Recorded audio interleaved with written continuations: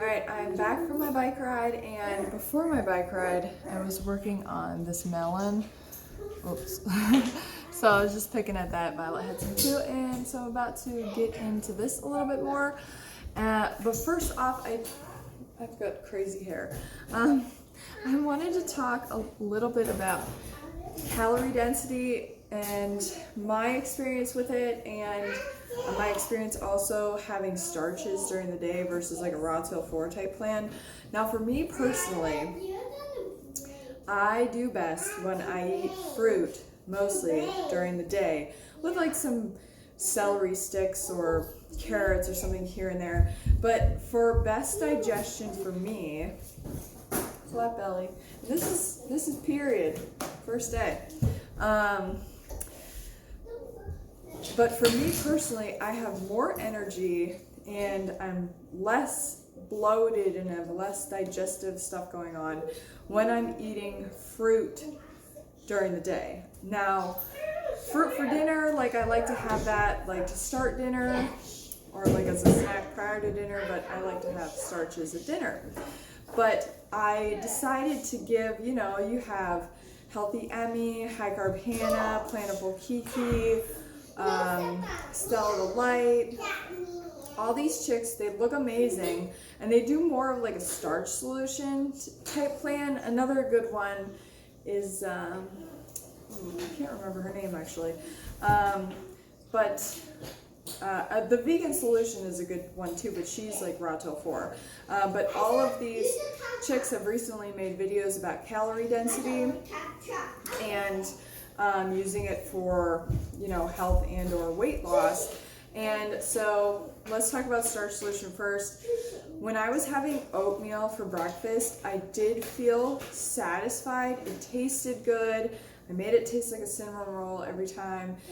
But my wattage on the bike was lower, and I was just like tired. Like I was just lower energy, and I don't think it had to do with lower calories. I think it had to do more with the food being starch, just heavier, harder to break down, so you're not going to have that quick conversion of complex carbs to readily available glucose to generate ATP for energy production, versus like a simple sugar like fruit, ripe fruit, where you eat it and those sugars are readily available.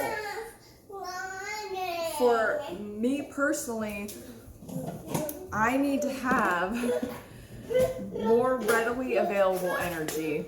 My metabolism is just maybe too high to like do starches during the day, but that's just my personal experience. So that didn't really last long before I'm just like, yeah, I can't do this anymore.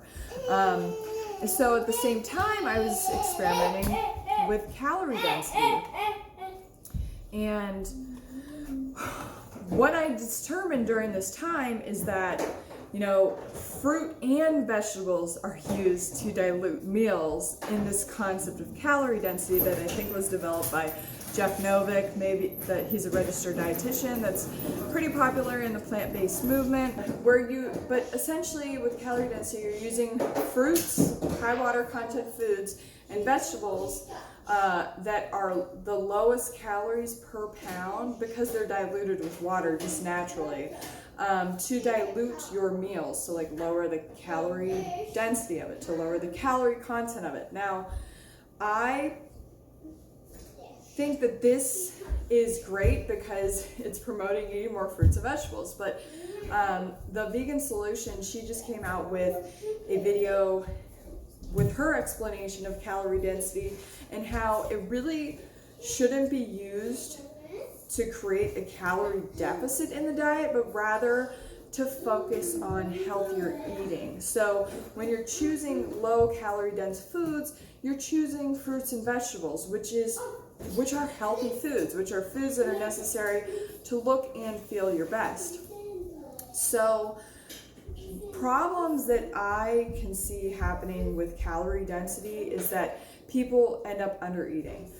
And this may work for the really super petite woman who is sedentary and doesn't have children. For me personally, it was just way too much bulk for little energy. Like, that's my personal experience with it. I didn't do well on it. I had to cut back where I was putting energy at in my life, and I really can't afford to do that because everything that I'm doing currently is like mandatory, and everything that I want to do requires more energy. So I figured out for myself that, for one, I wasn't doing as well as I wanted to, having lots of refined sugar in my diet.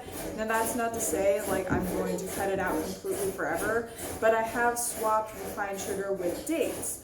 So I personally still need to have foods that are calorie dense in my diet in order to have energy and to like be productive and be my best self. So, and I love dates, so I eat a decent amount of dates every day. Probably comes to like a pound total, and that makes up like the bulk of my calories. I find that if I eat too much like high water content fruit and I don't balance it with the dryness of the dates, then I have digestive issues. And then if I don't have some starch at night, then so I can't just do like all fruits and veg, like I have to have some starch. So essentially where I'm getting at with this is that it is so valuable to do your own experiments when you come across different YouTubers that are promoting different styles of diets and you're trying to find what works best for you. I honestly cherry pick. So I'm like, oh, I like that, I like that, I like that, and let's try it and see what works the best for me. And so I encourage you to do the same, where you are, you know, finding ways that you like. Maybe you do really well on a huge bowl of oatmeal in the morning. Personally, I can't eat like a massive bowl of oatmeal in the morning, but I can eat a lot of watermelon. It's just me personally. So you have to find what works best for you.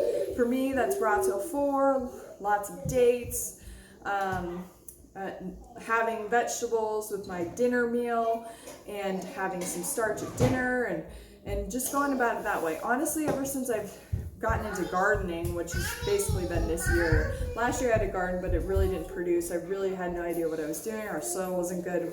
So we moved kind of from the city to the county, and we already had a garden plot when we moved in here, and I think it was, you know, good soil, and so we've been producing, and it's really taught me a lot about just like eating from the earth, which I really like Stella Light's like earth to mouth concept of where, you know, you're picking a whole food. So like a banana, you can pick it off of a tree, let it ripen, and then it's good to go. Same with, you know, cucumbers that come from my garden, or tomatoes, or something that you can just grow yourself and then prepare. Letting that be the bulk of your diet, not focusing on because it's calorie dilute, but because it's something that the earth is giving you, and you really don't have to do much to it to enjoy it, to get the nutritional benefits of it, and have it give you the physical and the mental and the emotional and the you know, wellness, health and wellness results that you desire. It's pretty simple. So before this gets too long, I'm going to cut it here and eat some watermelon. All right, thank you so much for watching today's video, and I'll see you guys next time. Bye.